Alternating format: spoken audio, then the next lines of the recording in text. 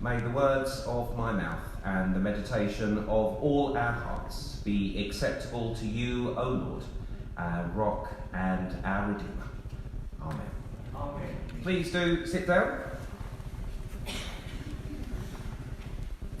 One of my very favourite YouTube clips that I often find myself posting round about Christmas time is of a flash mob.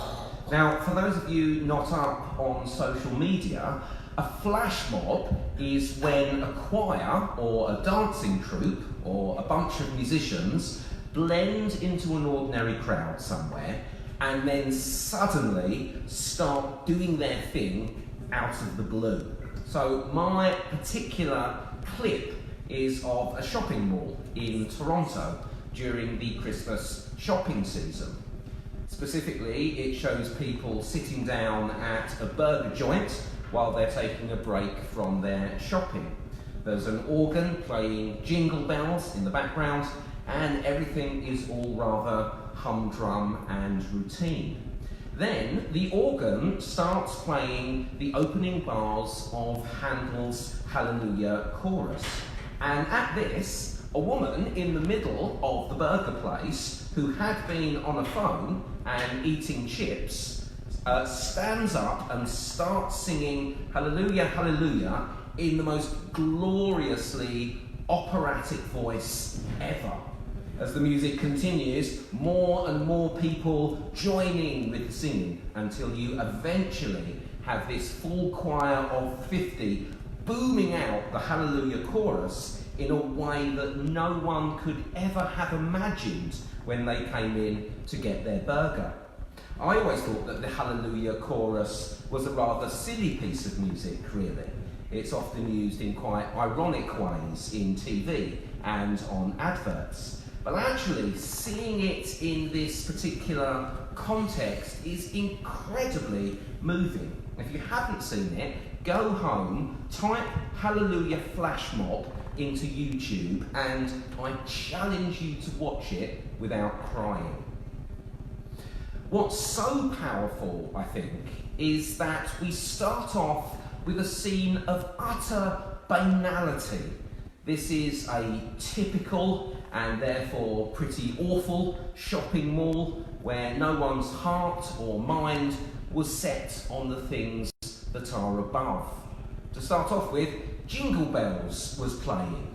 If there is a more vacuous example of the secular holiday spirit, I'd like to hear it.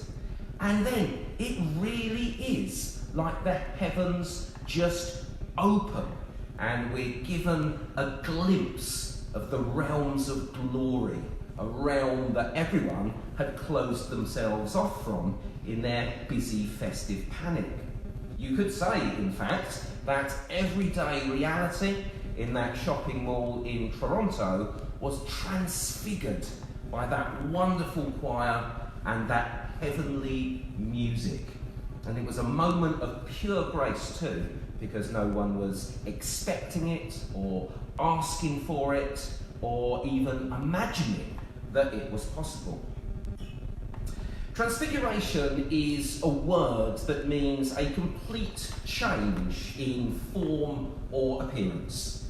It's most commonly associated with a particular episode from the Gospels of Matthew, Mark, and Luke, where Jesus takes 3 of his disciples up a mountain and then appears to them in radiant glory, flanked by the 2 figures of Moses and Elijah.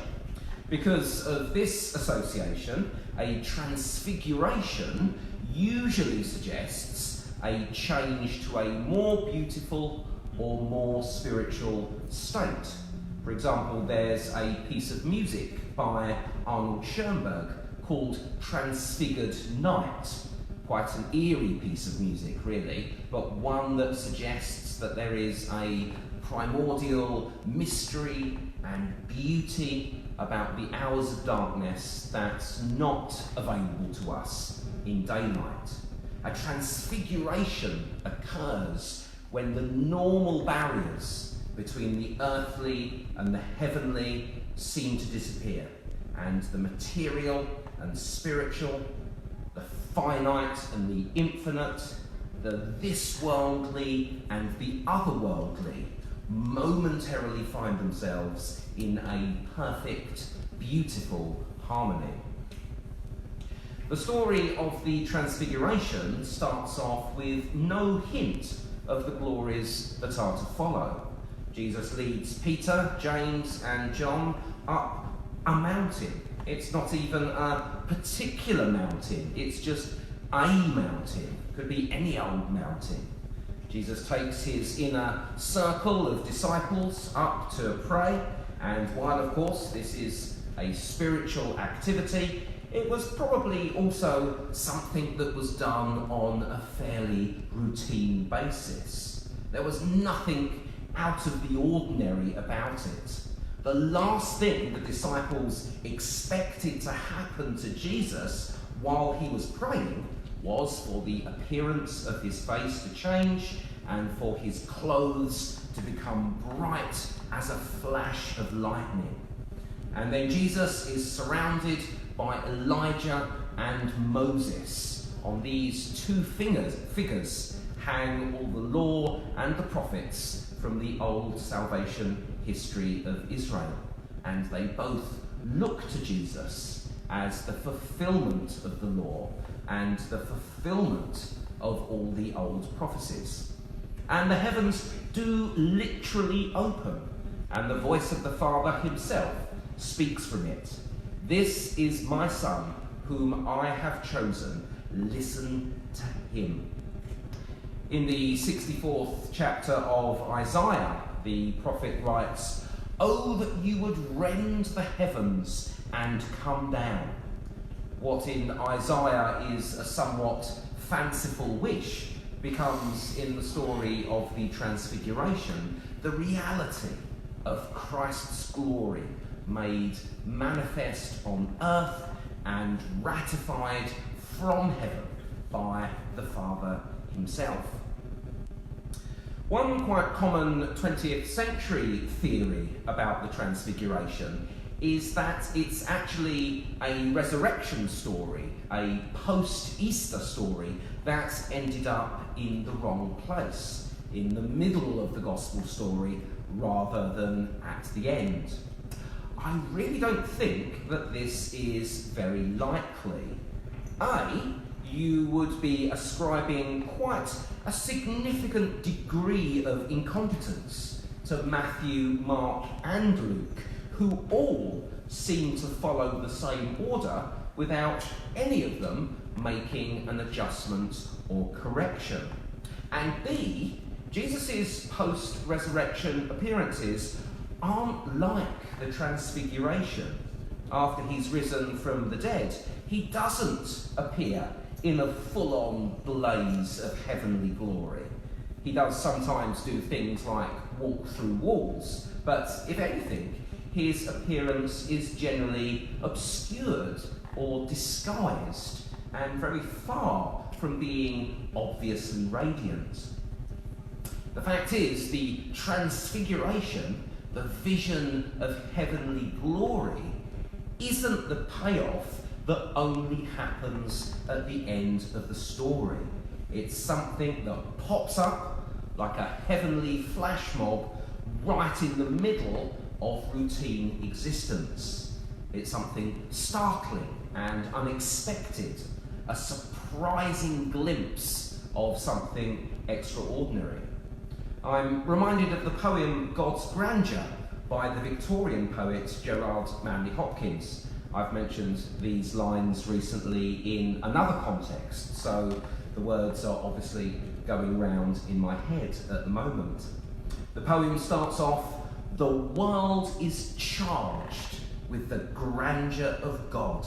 It will flame out like shining from shook foil."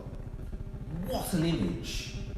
What an amazingly banal image for the glory of God. Maybe Hopkins was simply sorting his sandwiches out in the kitchen one day, and then he had this sudden transfiguring experience as the light from his window caught the tin foil he was using to wrap them up with. The banal context doesn't cheapen God's glory. On the contrary, it maximizes it by emphasizing what an unasked and gracious gift it really is. This transfiguration, moreover, isn't something that happens to Christ alone. We too, ordinary Christians, may be the bearers of God's glory. In 2 Corinthians 3, Paul writes that all we who with unveiled faces contemplate the Lord's glory are being transformed into his image with ever increasing glory. And this idea that we are the images and instruments of God's glory is something that very much informs a document by Bishop Stephen that many of you probably know, called Transforming Presence, which is the strategic plan for the Diocese of Chelmsford for the next 20 years or so. Now, transforming and transfiguring actually both mean the same thing. Transfiguring is the less common word and has specific associations with Christ's radiant glory. But still, in terms of etymology, what the dictionary says, they both denote the same thing. A change, normally a wondrous one, in form or appearance. We too may be transformed or transfigured, just like Christ, and our distinctive, attractive Christian lives, as revealed in our church communities or our public witness, may just become charged with the glory of God and flame out like shining from that shook foil that Gerald Marney Hopkins was using to wrap his sandwiches up in. If you ask yourself, well, where am I in this transfiguration story? Who do I naturally identify with? You might find yourself sympathetically drawn to the confused and overwhelmed disciples. Maybe, like Peter, you too, at some point, were in a situation where you had no idea what you were supposed to say and ended up saying something utterly stupid. But actually, if it's all part of God's mission to the world to transfigure us, then maybe it's Christ himself we should really be identifying with. Paul says that as we develop in our Christian lives, we are transformed into Christ's image with ever increasing glory. So what Christ is to Peter and John, we might be to others. This happens through grace alone, of course, but God's grace is boldly given and needs to be boldly received too. Notice that the document is called Transforming Presence, or in my alternative retitling, Transfiguring Presence. Maybe the most amazing thing is not that we are transfigured, but that we are transfiguring.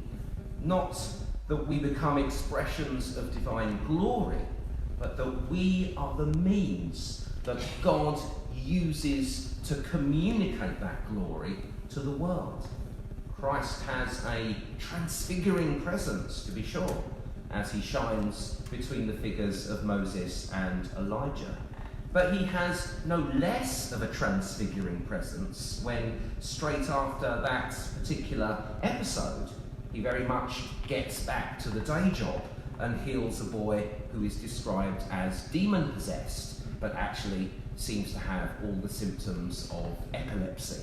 Now, we can't quite do what Christ does, but we too have a ministry of healing and reconciliation, and God's glory can work through it quite regardless of our shortcomings and inadequacies.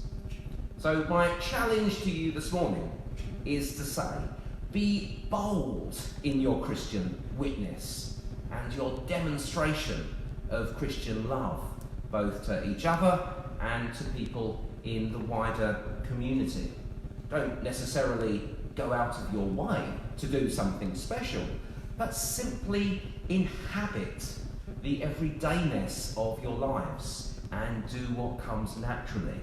And you may just find that the contagious glory of God will operate through you and that things will never be the same again.